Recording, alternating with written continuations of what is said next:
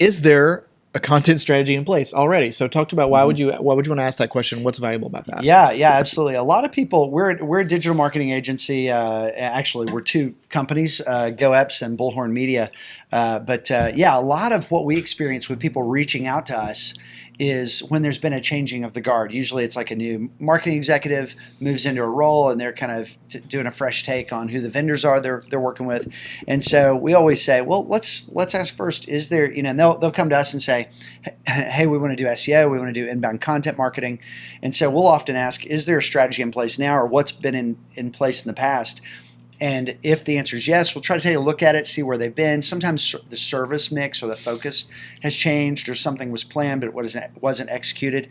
But then we'll actually just put together a strategy. We'll say, hey, we think, and we generally do this during the sales process. We don't try to sell strategy. We usually sell execution.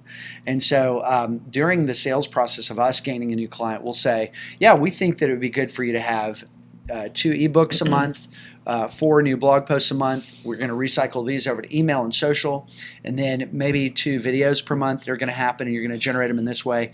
And so putting together a plan, and we for us, all this comes together in an editorial schedule. And so that sort of creates one place to tie in everything that you're doing.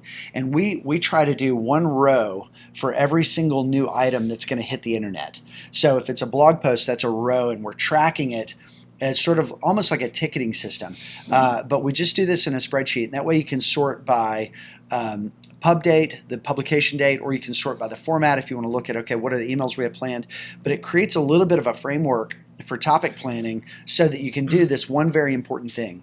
You can look at the services and the areas that you offer, that you're promoting, and you can weight your content planning against those services. Because if you just try to rotate through everything, that might not really be the right weighting. Equal weighting may not be the right thing. It may be better to say, well, most of our business is this. Whatever most of your business is or where you're trying to grow, that should be the weight and the focus. But you also need to make sure you're telling the internet that you do the other things that you do that you've generally taken for granted that people would find you for. So yeah, having a content strategy, knowing what's been in place in the past, what you're doing now, and where you want to go going forward, that's something that we do quite a bit. And it's extremely important to get it all in one view.